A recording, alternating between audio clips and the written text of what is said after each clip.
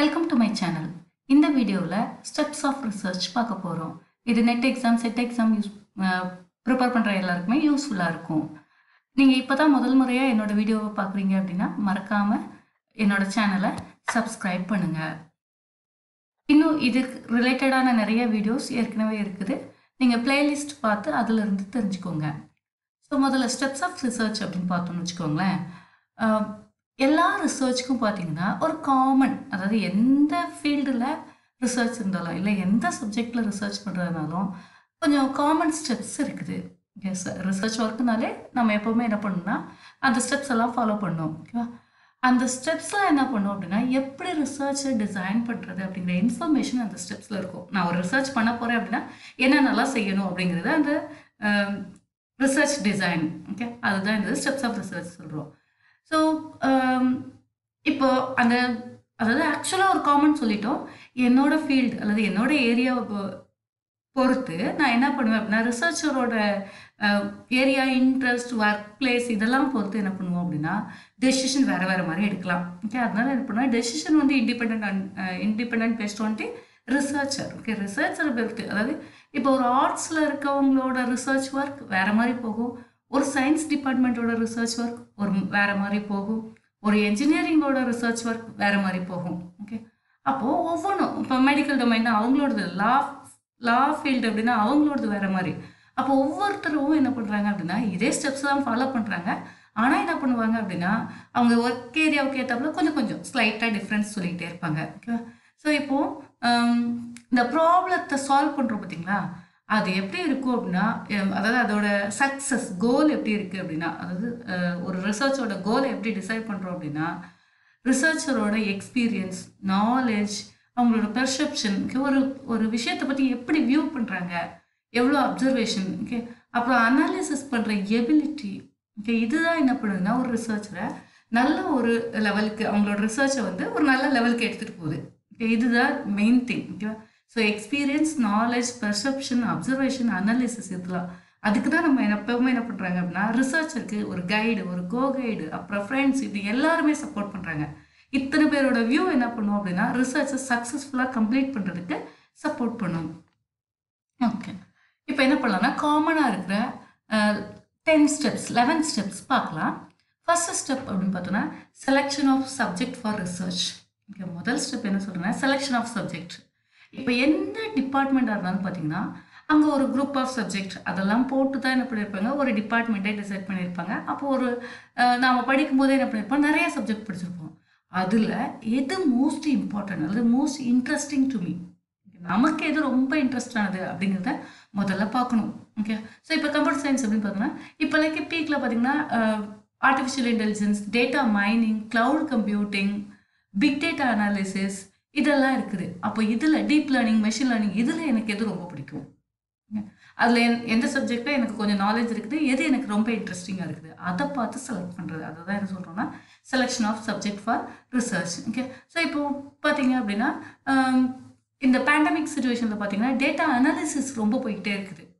Okay, எல்லா இடத்துலையும் பார்த்தீங்கன்னா டேட்டா அனாலிசிஸ். ஓகே, ஸோ இப்போ கொரோனா வைரஸ் அஃபெக்ட் ஆகிற பர்சன் எவ்வளோ பேர் அப்படின்னு சொல்லி என்ன பண்ணுறாங்க, country wise analysis, daily analysis, weekly analysis, எத்தனை பேர் ரெக்கவர் ஆகுறாங்க, ஓகே, இதை பேஸ் பண்ணி அந்த கண்ட்ரியில் இல்லை அந்த ஸ்டேட்டில் எப்படி இருக்குது அப்படின்னு சொல்கிறாங்க. அப்போ இங்கெல்லாம் என்ன பண்ணுறாங்க அப்படின்னா பிக் டேட்டா அனாலிசிஸ் ப்ராசஸ் தான் போகுது. அப்போ கரண்ட் சினாரியோவுக்கு ஏற்றாப்புலே நான் என்ன பண்ணிக்கலாம் அப்படின்னா என்னுடைய ஃபீல்டு சப்ஜெக்டை நான் என்ன பண்ணிக்கலாம், செலக்ட் பண்ணிக்கலாம். ஓகே, ஸோ நிறைய சப்ஜெக்ட் நமக்கு தெரிஞ்சால் கூட எந்த சப்ஜெக்டில் என்னால் நல்லா கேரி அவுட் பண்ண முடியும் என்னோட ரிசர்ச் ஒர்க் அப்படிங்கிறது அதை செலக்ட் பண்ணுறதான்னு சொல்கிறோம்னா selection of subject for research அப்படின்னு சொல்கிறோம்.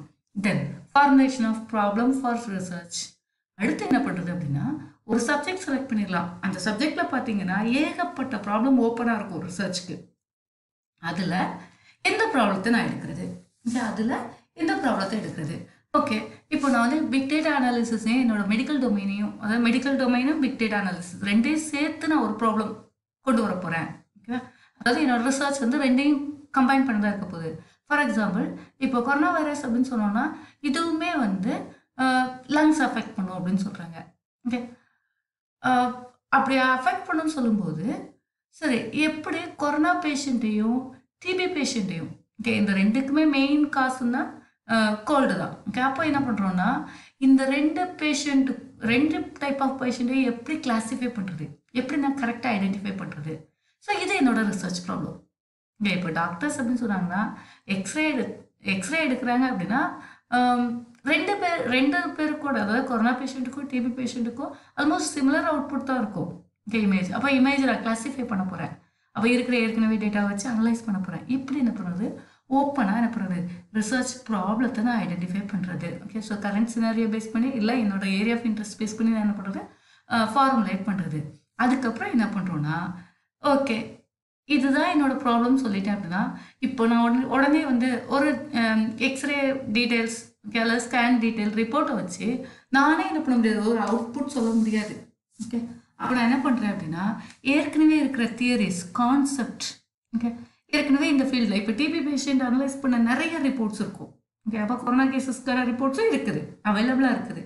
அப்போ என்ன பண்ணுறோம் அப்படின்னா, இந்த ரிப்போர்ட்ஸ் எல்லாம் படிக்கிறேன், பார்க்குறேன். ஓகே, அதை வச்சு நான் என்ன பண்ணுறேன், புதுசாக எப்படி ஐடென்டிஃபை பண்ணுறது.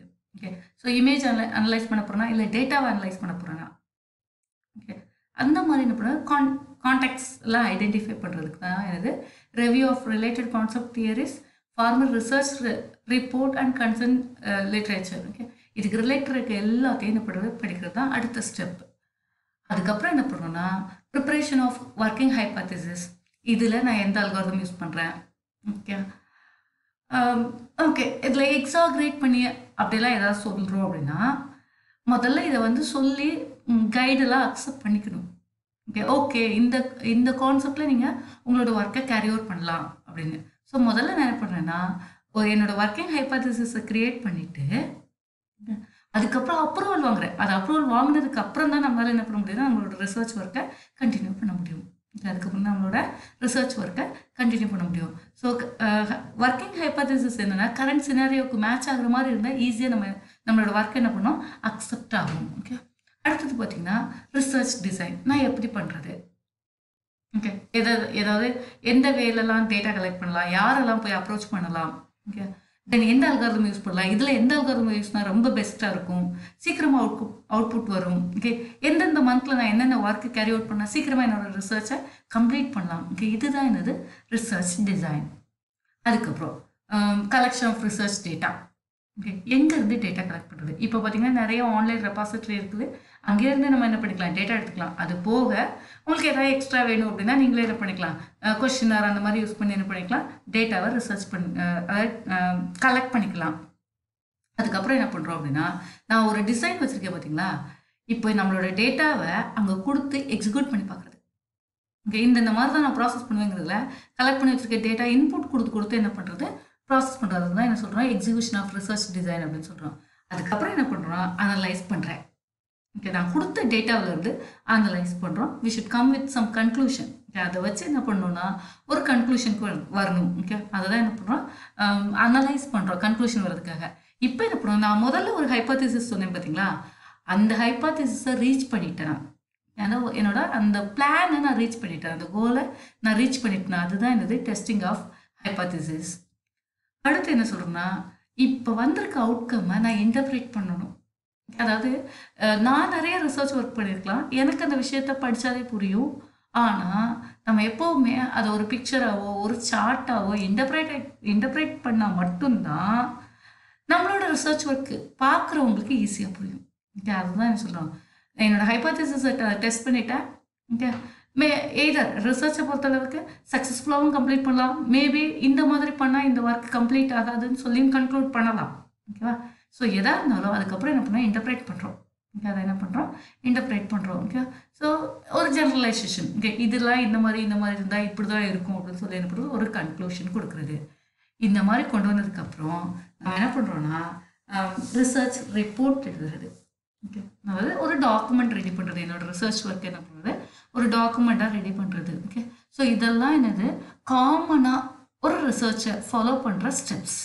ஓகே, அப்போ இது என்ன ஆகும்னா ஃபீல்டு பேஸ் பண்ணி என்ன பண்ணும், கொஞ்சம் சேஞ்ச் ஆகும். ஓகே, ஆனால் ப்ராபபிளி சயின்ஸ் ஃபீல்டாக இருந்தால் இது எல்லாமே ஓகே இந்த ஸ்டெப்ஸை தான் நம்ம எப்போவுமே என்ன பண்ணுவோம், ஃபாலோ பண்ணுவோம். Okay, okay, alternative question papers பார்த்தீங்க அப்படின்னா ஸ்டெப்ஸ் ஆஃப் ரிசர்ச்சில் ஒரு கொஸ்டின் இருக்குது. ஓகே, எப்படி ஆர்டர் பண்ணுறது, இல்லை இந்த ஸ்டெப்புக்கு அடுத்து எந்த ஸ்டெப் இருக்கும், அந்த மாதிரி என்ன பண்ணுறாங்க, கண்டினியூஸாக கொஸ்டின் கேட்குறாங்க. ஓகே, அதனால் உங்களுக்கு இந்த வீடியோ ரொம்ப யூஸ்ஃபுல்லாக இருக்கும்னு நினைக்கிறேன். ரொம்ப யூஸ்ஃபுல்லாக இருந்துச்சுன்னு ஃபீல் பண்ணிங்கன்னா மறக்காமல் லைக் பண்ணுங்கள், அப்படியே உங்கள் ஃப்ரெண்ட்ஸ்க்கு ஷேர் பண்ணுங்கள். இது வரைக்கும் என்னோடய வீடியோ பார்த்ததுக்கு ரொம்ப தேங்க்யூ ஸோ மச். அப்படியே மறக்காமல் என்னோடய சேனலை சப்ஸ்கிரைப் பண்ணுங்கள். Thank you so much.